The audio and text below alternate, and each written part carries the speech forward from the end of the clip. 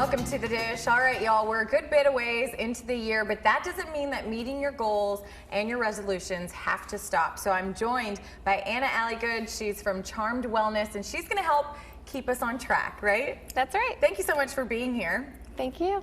Okay, so I want to get into, first of all, your background, because you have such an empowering story, and I want to make sure that people really know about you before we get into meeting our goals. So my weight loss journey began in the winter of 2012. I was about to turn 25. I had gone to the doctor for a sinus infection, and I looked at the scale. I said, "Hey doc, is this normal?" And he said, "Oh yeah, you're tall, you're athletic, it's fine, don't worry about it."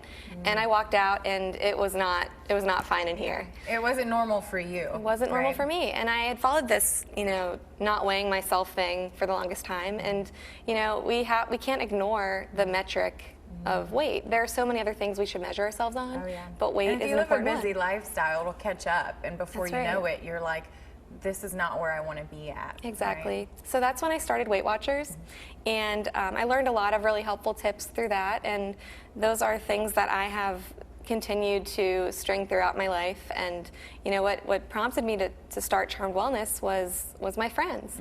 They said to me, "Hey, you're a writer, why aren't you writing about this?" And for me, it was so personal, and as a perfectionist, I was so afraid of failing publicly. Being vulnerable, right? Right. That's always difficult for people. Yeah, and so we're glad you're doing it now. Thank you. So starting this blog really has continued to challenge me to stay honest about that, because if I'm going to help others, I need to be not only talking the talk but walking the walk. Exactly.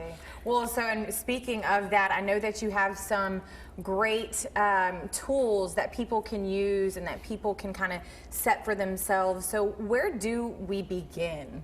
Sure. What are some things that we should be doing? Well, healthy eating starts at the grocery store. So one of the strategies that I employ in my grocery shopping is shopping the perimeter. Okay. So you go from the proteins to the dairy section to the fruits and veggies, and I limit my aisle shopping to healthier canned things like reduced sodium, no salt added, and plant-based proteins like quinoa. Okay. And obviously the outside, you say the perimeter because that's usually where the fresh stuff is, That's right. the healthy stuff. And so making sure that you stay on that outside, that's a really good tip to learn and to know about. And now what else? What comes next? After you're done grocery shopping, you have to go home, right, with this food? That's right. So I recommend keeping your fridge stocked with healthy things at all times. And if you're planning to be away for most of the day, take some healthy snacks. Okay. Take a bag of carrots and a little, to-go container of hummus or something. Yeah. And another thing that I do is meal prep. So my husband and I spend most of Sunday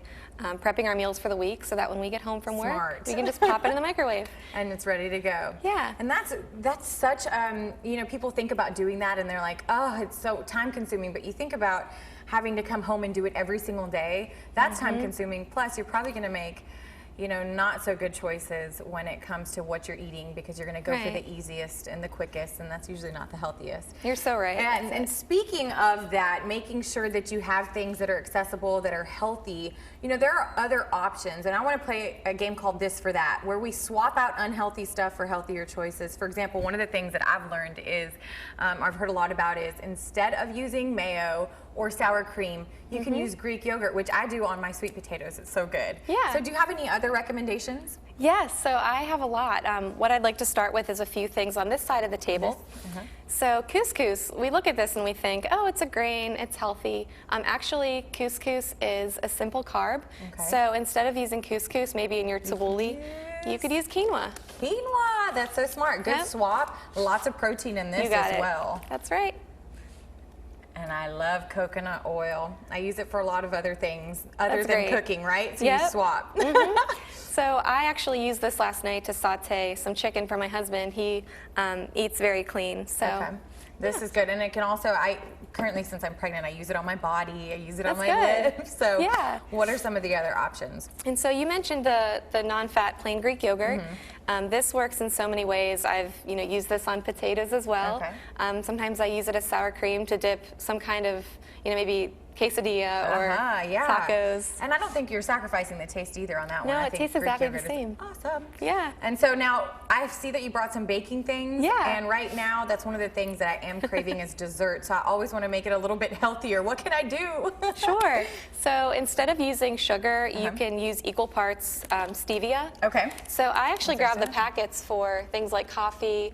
I use one in a smoothie that I make in the morning. Nice. This is great for baking. It's equal parts, but actually stevia is known to be quite a bit sweeter than sugar, so you might even need less. That's right.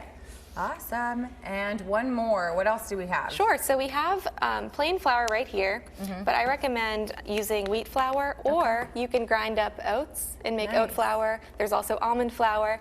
And one of my favorite surprises for swapping out flour is black beans. Ah, so that I is use interesting. The reduced fat, or reduced sodium black beans, excuse me. There you go. Well, that is so interesting, and I feel like this is information that people may not know about, and so now that they do, they can start making those healthier choices. And we thank you so much for coming on and bringing that information to us. So appreciate having you, and if you need to, you can go to thedish-on-6.com to get Anna's information, but don't move, because when we come back, we head into the kitchen with Chef David Ross from Edgar's Grill. He's going to be preparing healthy meals on a budget. We'll be right back.